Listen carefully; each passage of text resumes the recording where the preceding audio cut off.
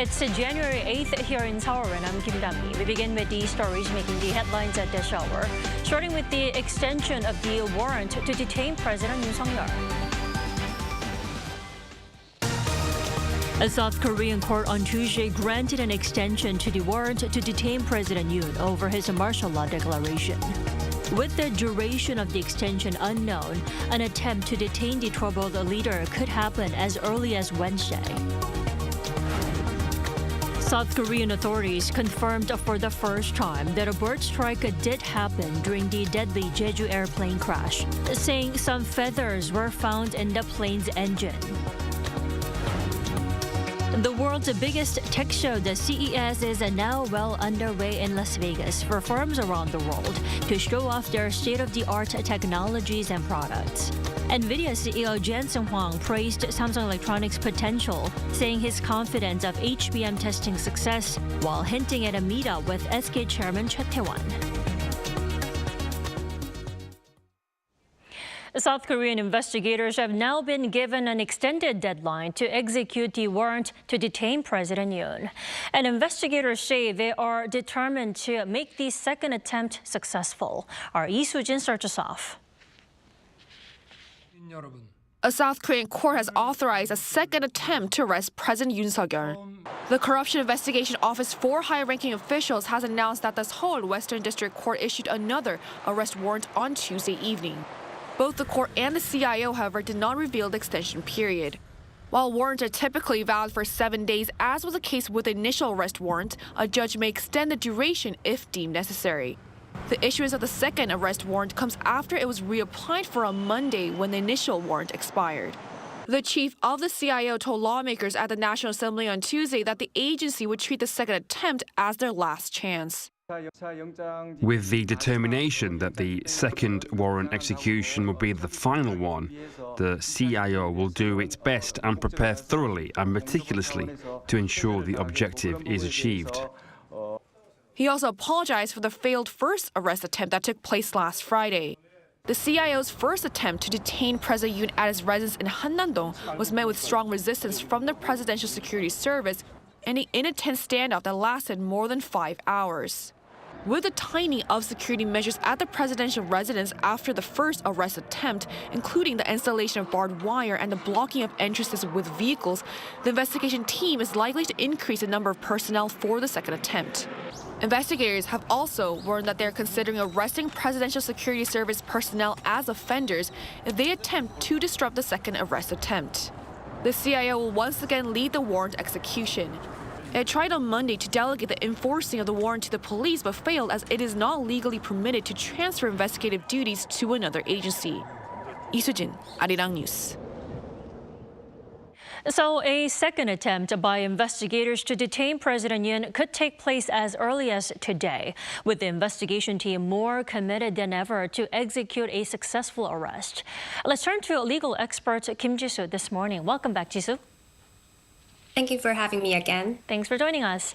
So we know the execution of the warrant could take place as early as today, Wednesday, but why are the investigators not making the second deadline public this time? Okay, so there are two main reasons here, both legal and tactical. And first off, it's about keeping investigation confidentiality. It's a pretty standard legal strategy, especially in high-profile cases like this. Revealing the deadline, it could compromise the whole integration of operations. So they're trying to protect the sensitive details to make sure nothing gets derailed.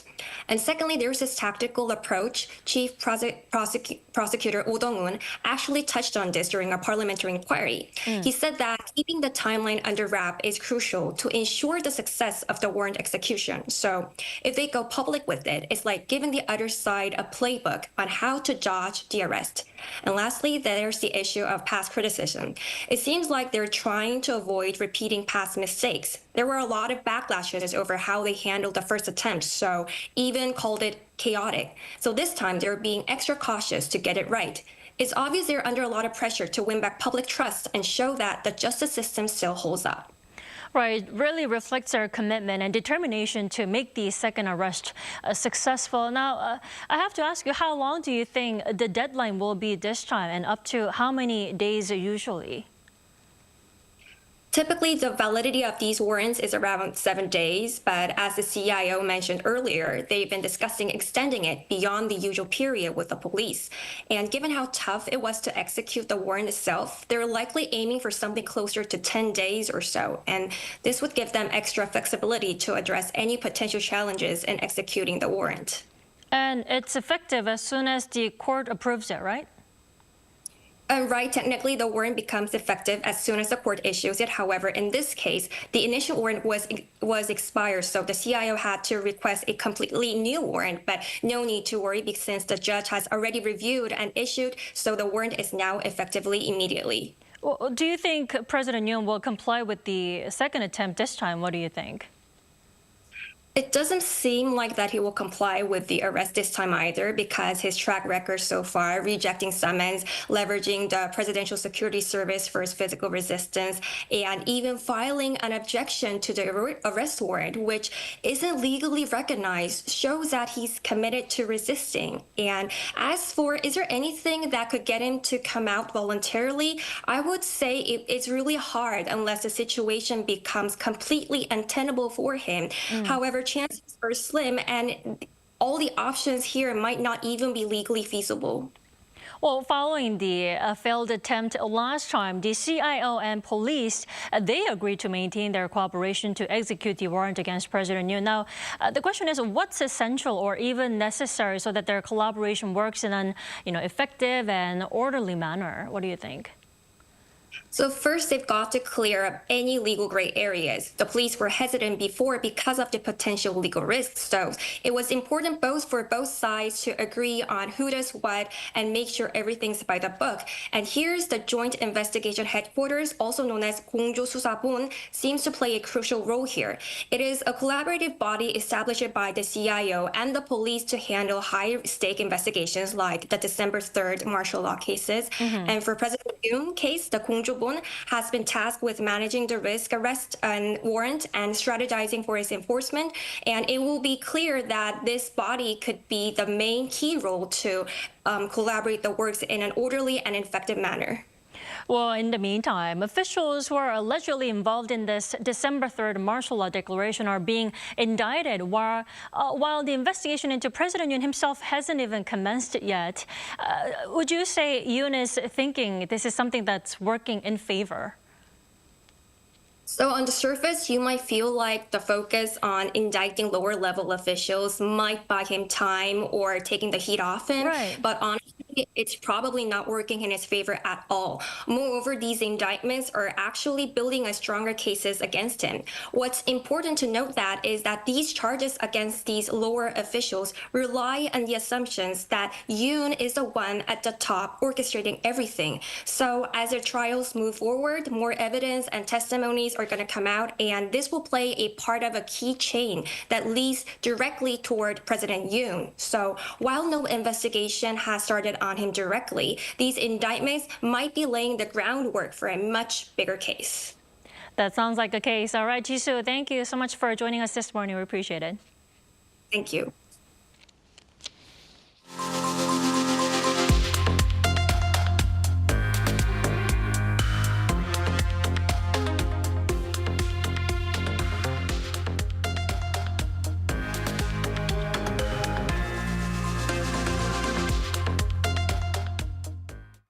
South Korean authorities have confirmed for the first time that a bird strike was a reason behind the initial cause of the Jeju Air plane crash. Lee Seung-jae has the details. The Ministry of Land Infrastructure and Transport announced on Tuesday that the Jeju Air passenger plane that crashed at Busan International Airport initially suffered a bird strike. Based on the pilot's Mayday distress call and testimony from the surviving crew members, a bird strike was pointed out as the initial cause of the accident, making it the first time the government has confirmed a cause. Lee Seung-jae, the head of the accident investigation team of the Aviation and Railway Accident Investigation Board, confirmed the bird strike during a briefing, adding that it's clear at least one of the engines was struck by a bird. He added that an investigation is still ongoing to see if both engines were affected. Given the presence of feathers in one engine, Yi said investigators reached that conclusion due to the presence of feathers in one engine, but added that such an incident does not mean an engine will immediately shut down. Amid controversy that the location of a concrete mound holding localizers at the end of the runway exacerbated the deadly result of the crash, the Transport Ministry says it was built and installed following regulations. The ministry also cited International Civil Aviation Organization and the Federal Aviation Administration regulations and pointed out that there was nothing wrong with the concrete mound, which is the base facility of the localizer. However, Transport Minister Park Sang-woo said authorities are well aware of the concerns and will swiftly improve the structures at airports in the interest of safety. The Transport Minister also announced that the government has excluded former and current senior officials from taking part in the investigation to avoid conflicts of interest and ensure a fair and objective probe. Park said that Chang Man-hee, the chairman of the Aviation and Railway Accident Investigation Board and a former Transport Ministry official, as well as Chu Jong-won, the head of the ministry's Aviation Policy Office, have been excluded from all board activities. The Transport Minister also offered his resignation over the Jeju Air tragedy. Meanwhile, the damaged flight data recorder has been transferred to the U.S. National Transportation Safety Board in Washington, D.C. Data extraction will take 3 days, but experts said it may take several months to fully analyze it by matching the data with the cockpit voice recorder. Lee Seung-jae, Arirang News. Senior government and ruling People Power Party officials have decided to designate this January 27th, right before the Lunar New Year holiday, as a temporary holiday. This creates 6 consecutive days of holiday, which is hoped to boost consumer spending. The decision was made in a meeting at the National Assembly to discuss ways to improve the economy and people's livelihoods. The officials also vowed to promote the domestic financial market and conduct a clear and objective investigation into the recent Jeju Air crash disaster. Acting President Choi Sang-mok said the government will hold weekly pan-ministry discussions to address economic challenges, including South Korea's appropriate response to potential tariff increases by the new U.S. administration to boost Korea's trade competence. And the PPP's interim chairman Kwon Young-se said the party will work on new legislation to improve the economy.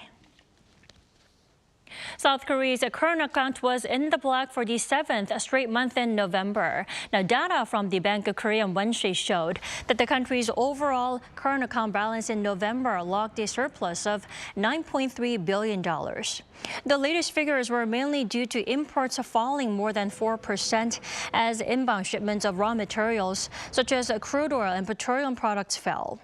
While exports saw an on-year increase for the 14th consecutive month in November, the growth was smaller than that of the both previous month and November last year due to lower demand for cars and machinery. Samsung Electronics recorded a sluggish performance during the 4th quarter of last year.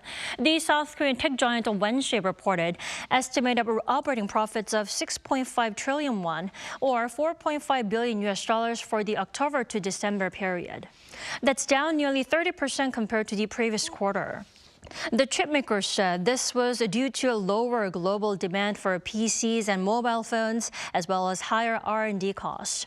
Now, for 2024, the annual operating profit came to around $22 billion. That's up nearly 400% from the previous year.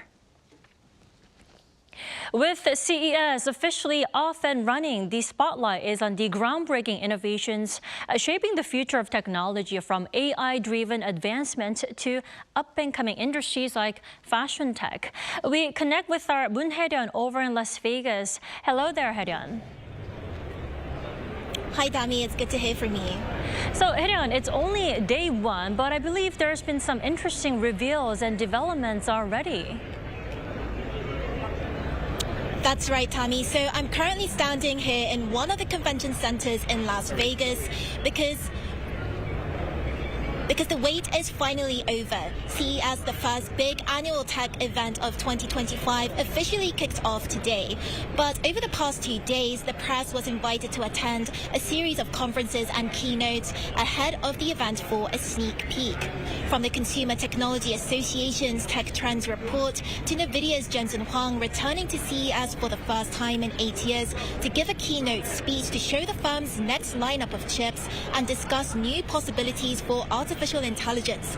The prevalence of AI is clear through much of the tech on display. And this could mean a number of things for South Korea's tech giants. Hwang revealed to the press that he plans to meet with SK Group's chairman, Choi Tae-won, with SK hynix being NVIDIA's biggest supplier of HBM chips. He also went on to emphasize Samsung's potential in supplying HBM chips to NVIDIA, stating that the firm will eventually succeed, no question. Well, those are some great news for the South Korean firms. Now, Hae-ryung, give us more details on the event as a whole. What does the district CES look like on the opening day? Right, so the event is scheduled to last until the end of Friday this week. So hundreds of thousands of people are expected to gather, as you can probably tell from the crowds and milling around me. So more than 4,500 exhibitors have gathered to showcase and set the tone for this year's tech innovations.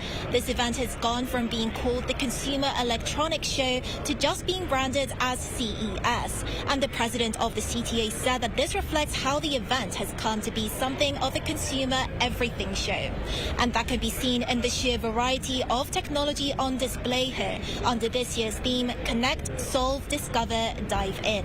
So to break this down, it explores how new technologies can connect humanity and contribute to solving global issues. The center that I'm standing in right now exhibits a range of different categories like fintech, tech for building smart cities, vehicle tech, gaming, and more. The CTA laid out some particular areas of interest this year, such as digital coexistence, human security, community, and longevity. Well, then tell us, what makes this year's edition different or even stand out more than what we saw last year? I mean, what are some new things that we can look forward to at CES 2025? Well, Tammy, as you know, tech is an ever-evolving sector. So while artificial intelligence was just as prevalent at last year's CES, generative AI is probably what's behind most of the booths here tonight. There are some new programs, however, this year that put the spotlight on 3 tech categories. So this includes mobility, quantum computing, and energy transition. Quantum computing was described as the next big development to come by the CTA. If the 2020s is the intelligence decade, then the 2030s will likely be the quantum era. There are exciting developments for mobility too, particularly as connectivity and sustainability become increasingly important, and the same applies to energy transition. Another highlight of CES is the Innovation Awards program that honors what are deemed outstanding innovations in design and engineering. And there are some new categories added this year, such as fashion tech and pet tech. Fashion tech is usually associated with smartwatches and fitness gear, but the CEO of Myant, this year's Best of Innovation honoree for fashion tech with his revolutionary textiles and clothing that integrates AI to monitor health conditions across the entire life cycle, says that it's more than something that's gimmicky. It's going to go to a very serious level of relationship between humans, all humans, and fitness and health, all of them in one, because we're all wearing textile all the time. And with an increasingly large market for pet products, pet tech is another fast-growing sector. This year's Best of Innovation honoree in pet tech, Pawport, aims to address what pet owners want for their pets, such as comfort and safety for both parties. Pets are a big part of everybody's family. Everybody loves their pets. We've got all this tech for our kids and everyone else, but people are trying to bring convenience and safety and fun into the pet space, which is important for a lot of people. And that's all I have for now, but I'll be back in a later newscast with updates on all the exciting tech that's on display here. Back to you, Tammy. All right, we'll look forward to that, Hae-ryung. That was our Moon Hae-ryung reporting live from Las Vegas. Now, in other news, South Korea's largest car maker, Hyundai Motor Group, is launching a service that allows consumers to purchase cars directly from the U.S. e-commerce platform Amazon. The announcement was made during a press release on Tuesday, and it came as the car maker announced a strategic partnership with Amazon at the Los Angeles Auto Show in November 2023. After about a year of preparation, the two companies established a system that allows cars to be sold on Amazon Autos. Now, through this service, consumers in the U.S. can easily receive financing, make the payments, and pick up the car at a Hyundai dealership of their choice. Now, Hyundai Motor Group is the first to launch such a service with Amazon in the auto industry.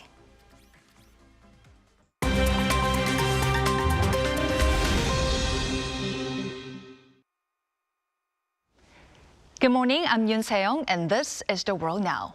We begin in the U.S. President-elect Donald Trump has stated that he will not rule out the use of military or economic measures in pursuing control over the Panama Canal and Greenland.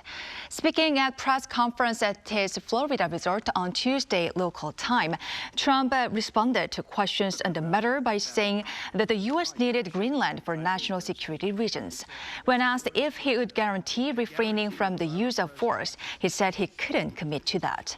He further remarked that tariffs might be imposed on Denmark if it rejects the proposal to acquire Greenland. This statement comes shortly after his son Donald Trump Jr. arrived in Greenland.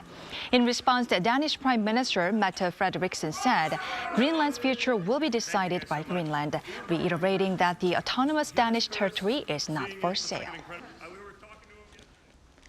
Next, we turn to Tibet, where a devastating earthquake has killed at least 126 people. According to China's state-run Xinhua News Agency, a magnitude 7.1 earthquake hit Dingri County near the Nepal border in western China on Tuesday morning local time. The quake also left 188 injured and destroyed over 3,000 homes. Officials warned that the casualty count could rise as search and rescue efforts continue. Earlier reports from Xinhua noted that approximately 6,900 residents live within a 20-kilometer radius of the quake's epicenter. China Central Television reported that rescue teams successfully evacuated 407 isolated residents and set up 14 temporary shelters to accommodate more than 34,000 displaced individuals. Meta CEO Mark Zuckerberg announced on Tuesday that the company would be discontinuing its fact-checking program, saying a community-based system will take its place. Zuckerberg also revealed changes to content moderation policies, particularly regarding politically sensitive topics. The company is modifying or reversing policies that reduce the amount of political content on users' feeds. The adjustments will apply across Meta's major platforms, including Facebook, Instagram, and Threads. Zuckerberg also further criticized governments and traditional media for increasingly pressuring platforms to enforce censorship. He emphasized that Meta will streamline its policies to prioritize free expression on its platforms. Finally, to Syria, where the first commercial flight since the fall of Bashar al-Assad and his regime landed at Damascus International Airport on Tuesday local time. The airport had been closed for 1 month after Syrian rebel forces ousted Assad, but the occasion was also marked by the resumption of flights by carriers that had stopped services. They include Qatar Airways, which operated the first flight to land on Tuesday from Qatar to Syria, marking the first such operation in 13 years since the outbreak of the Syrian civil war in 2011. That flight was greeted with celebrations, with some passengers returning to their homeland for the first time in over a decade.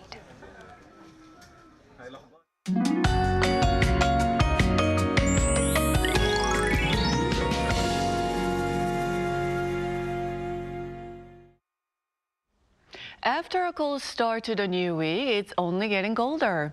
The cold advisory in northern parts of Gangwon-do has been upgraded to a warning, with Cheollon seeing a low below minus 15 degrees Celsius.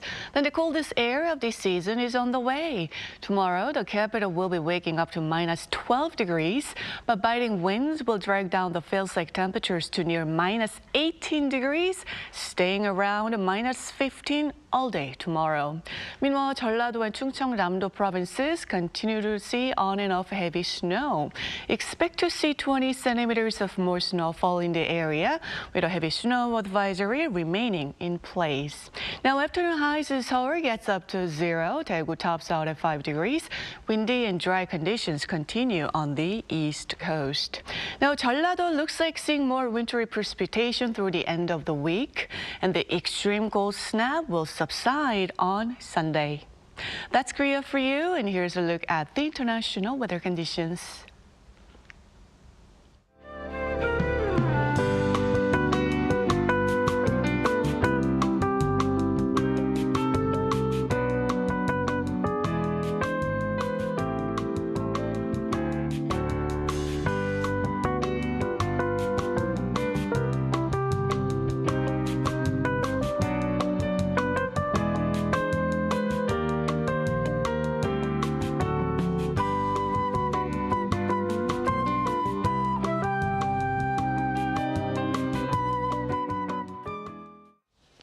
That's all we have for this morning. New Day at Arirang will be back tomorrow at the same time, 10 a.m. Korea time. Thanks for watching.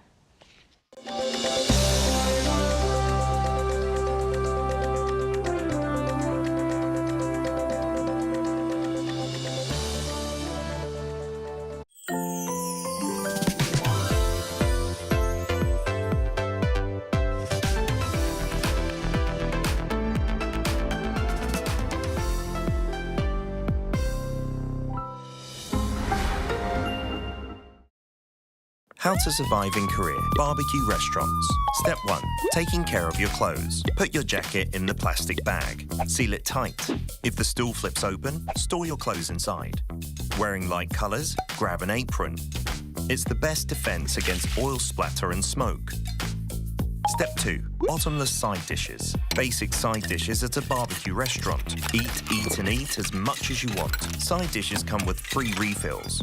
Oh, and if you don't see this sign, just ask, 사장님, 여기 밑반찬 좀 더 주세요. Simple, isn't it? Step 3. Grilling meat. There are various kinds of samgyeopsal in Korea. Place the meat on the grill. Turn it over when golden. And again when it looks done. Again and again and again. Step 4. Sam style. You aren't taking bites of sam like a taco, are you? In Korea, we have it in one bite. A pro tip here. Add only as much as you can handle in a bite. Gotta avoid awkward situations. Step 5. Enjoy the perks. After the meal, enjoy the perks offered as a Korean restaurant. Fabric refreshers get rid of the barbecue smell, while mint candies freshen your breath. Did you survive the barbecue restaurant? Hang on. Are you here with someone you want to impress? Then let's skip the garlic. Who knows what will happen?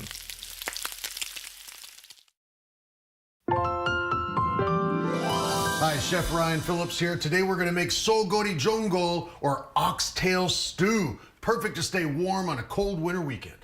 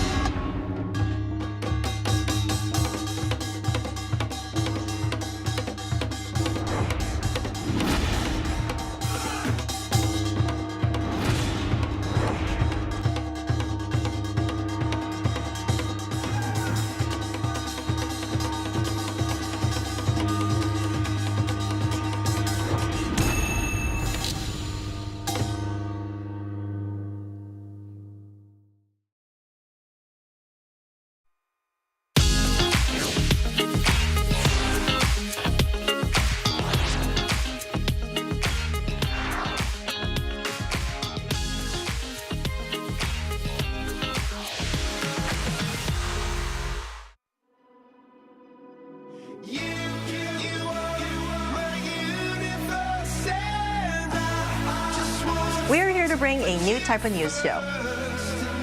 New insights, new styles, and new topics every day. We are News Generation.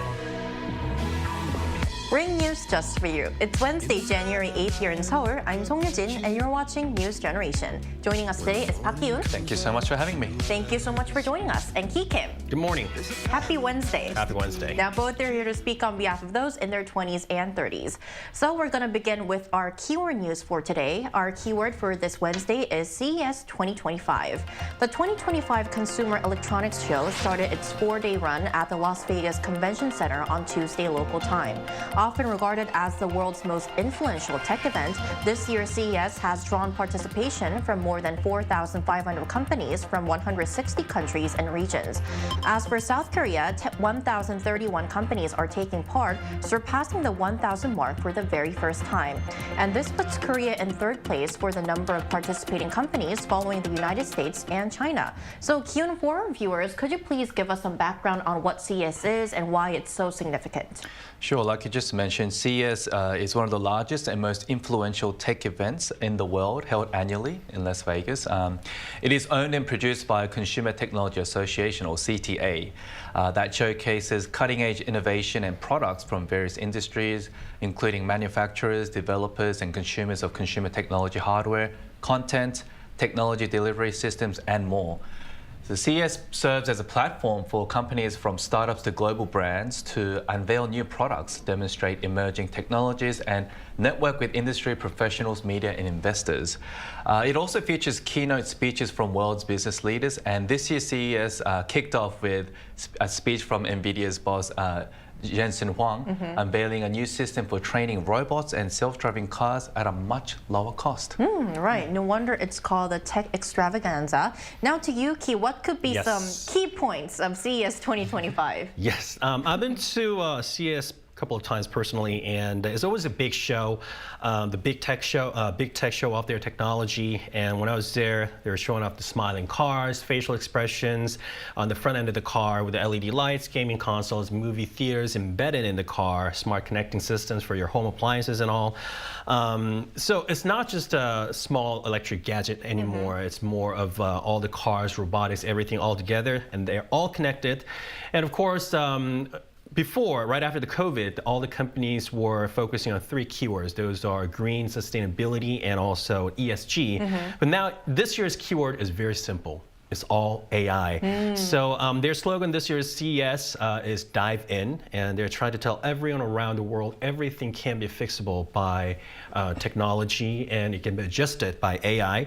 And robotics, mobility, smart home, digital health, beauty tech, you name it, everything will be controlled by AI. For example, Samsung, in their keynote speech, they announced Home AI with the title AI for All, every day, everywhere, providing super customized AI platform. And LG introduced Furon, their very original AI agent, along with a wireless TV. And surprisingly, will.i.am appeared as a guest speaker to tell the world the collaboration that they're doing with the LG's new audio brand.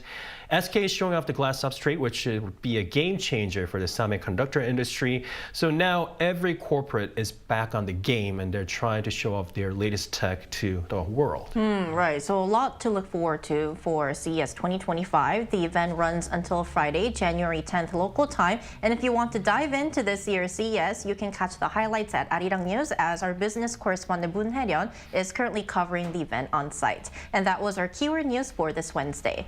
So we're now going to move on to our main discussion of the day. Today is the last of our 3-part series on key issues expected to impact our generation in the new year. And today's topic is about age, as South Korea officially became a super-aged society last month. So Ki, could you start us by explaining or defining what a super-aged society is and what kind of debates this has sparked? Always pleasure to talk about getting old and super age. Anyway, so according to the Ministry of the Interior and Safety, as of December last year, those age group who are 65-year-old or older has accounted for more than 20% of the whole population of South Korea, and we've officially entered a super-aged society defined by UN. And in Korea, we used to throw a big party for Hwangap, or 60th birthday, to celebrate healthy senior life. 60-year-old was sort of a turning point or a symbolic age in Korea that they have survived healthy. But yet with the improvement in the medical environment, life expectancy has increased, and there's so many seniors who are active and even in their 60s.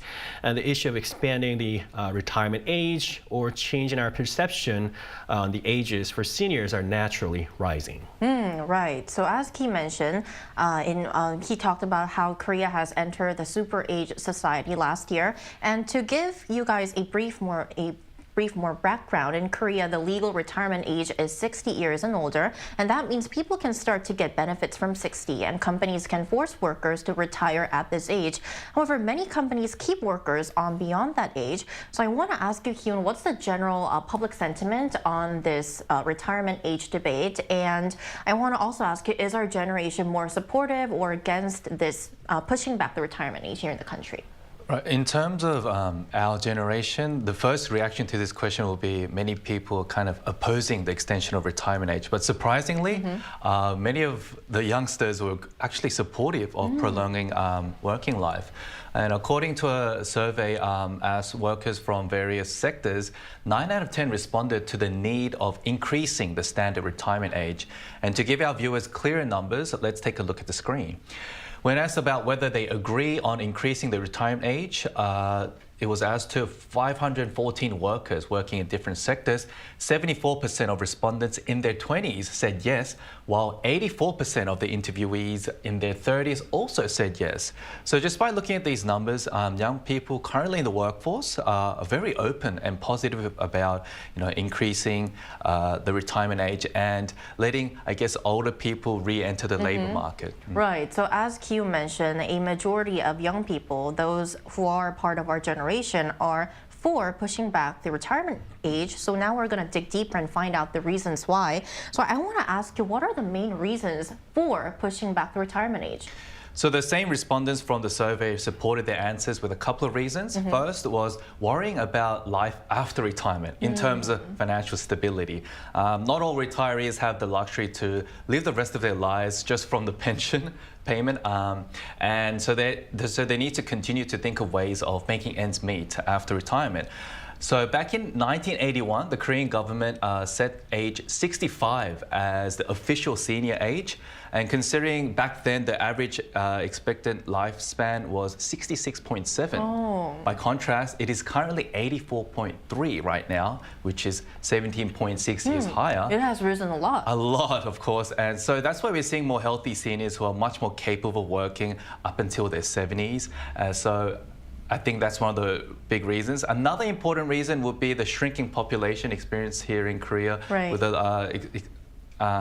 the biggest, we're going to see a big drop in the number of eligible people in the workforce, recording the lowest birth rate in the world. So there will be a shortage of workers moving forward. So it explains another reason why we need to extend the retirement age to, I guess, keep the economy going. Because if you don't have any workers in the country, there's not much of a future. It leads to a country's decrease in competitiveness and also productivity. So we've taken a look at some of the reasons for extending the retirement age, but on the other hand, there are also concerns being raised about extending it. Could you please tell us more about that, Ki? Yes. Well, if we extend the retirement age, the productivity or efficiency in labor could be a problem, and job opportunities for younger generation can be reduced, and the budget could be somewhat burdensome for any enterprises to pay seniors as they're very experienced.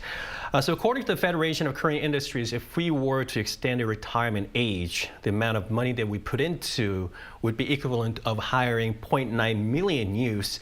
To extend the retirement age from current 60 to, let's say, 65, then it'll cost about 30.2 trillion won, or roughly about 21 billion US dollars, and that's a lot of money. So if we're not prepared, it could result in catastrophic disaster. Right, so both arguments do have solid ground. So we're going to take a look at cases in other countries, as an aging population isn't just an issue unique to Korea. As you know, many countries are grappling with aging populations and also shrinking workforces that Kyo mentioned.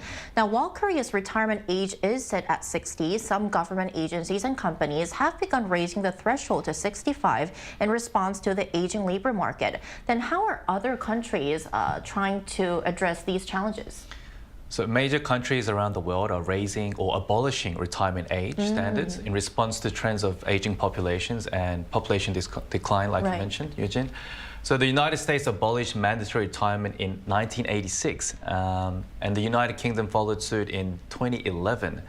And among OECD countries, only a few, such as South Korea and Japan, maintain mandatory retirement ages stipulated by law.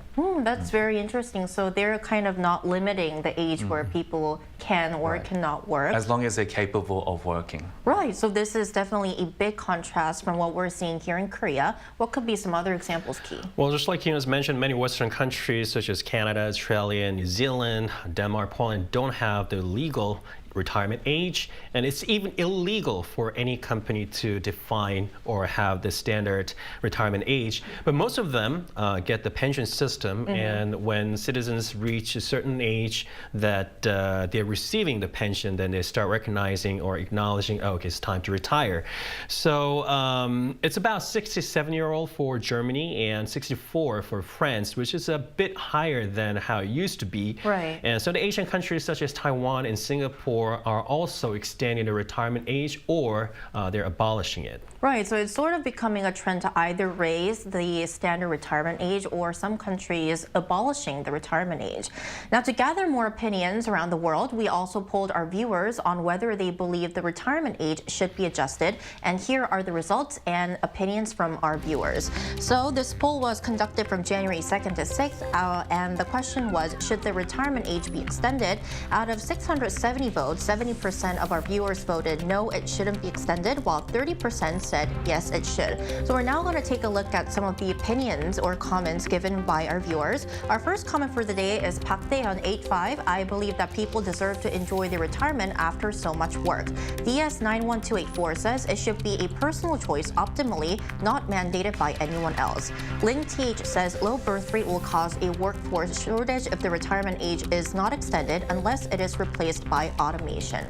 So we've taken a look at diverse opinions given from our viewers. Thank you for sharing your thoughts. Now, after the break, we'll be joined by a professor who is working beyond the retirement age of 60 to share his perspective. Stay tuned.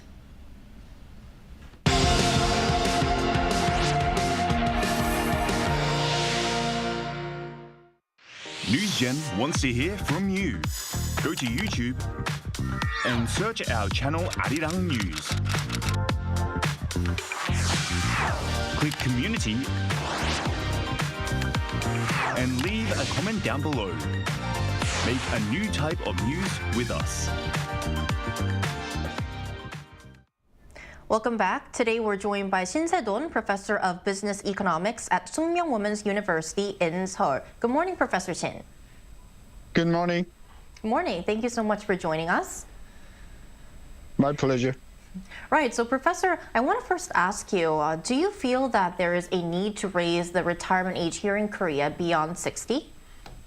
Of course, of course. You know, as some of the person in the auditorium told us, many Western countries has abolished the system long ago, like United States in 1986 and the United Kingdom 2011, and even Taiwan abolished last year. So many countries, advanced countries, have already abolished. Some of the kind of tenacious Asian countries like Japan or Singapore maintain the system, but sooner or later there will be, abolishing the system. So in Korea, it is kind of a destined, to at least extend the retirement age from current 60 to probably 65. And then 70 in the future, and eventually it has to be abolished. I don't know, maybe 10 years from now or so. But as I am, in my 70s, it's no problem physically to work, even 50 hours a week, and mentally even stronger than most younger generation. And emotionally, we are eager to work because financially most of the people in 60s or 70s are having difficulties in making their needs met. So it is, I think, too late for us to talk about this issue in 2025. Professor, I can still feel your energy and youth through the screen. Like we've already mentioned, you have already surpassed the retirement age and are still actively contributing to your field. So based on your experience, do you believe people can continue to find fulfillment and make meaningful contributions if they choose to work beyond the retirement age? Well, of course. As I said, most older people, retired person physically are more than fit, to the younger generations, and also technically, and they had possessed a lot of experiences and skills. It is kind of unfortunate for our society to let them, not to work, not to contribute, but especially in kind of a situation where we feel shortages of workers because of no marriage, no having kids. So I think it is destined for our economy. There are a lot more place for the older generation to contribute, not just in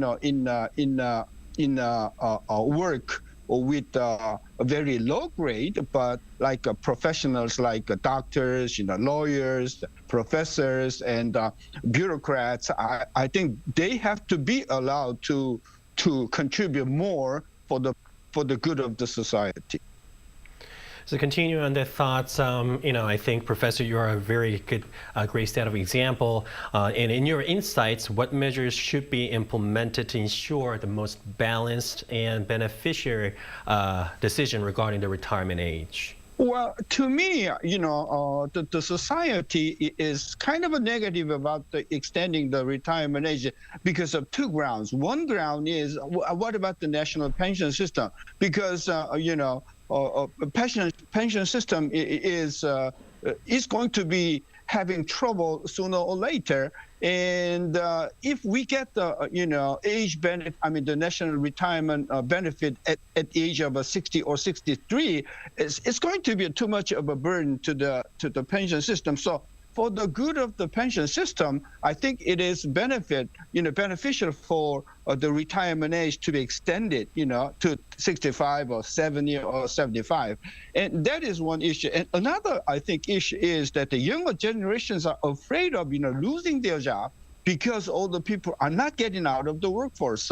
And surprisingly, the most polls, as you mentioned, show that, the 30s and 20s, they are more than 75%,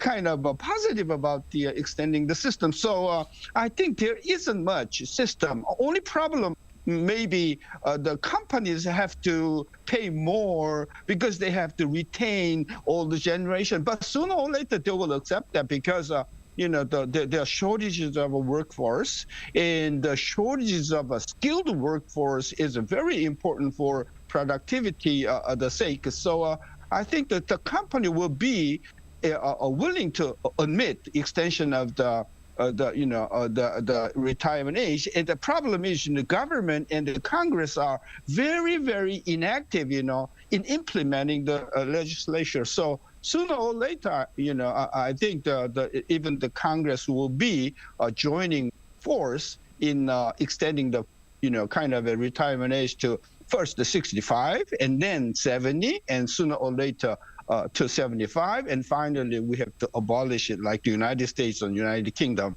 in 2011. All right, Professor Shin, thank you so much for sharing your thoughts today. We really appreciate it. Thank you. Thank you. Thank you. Thank you.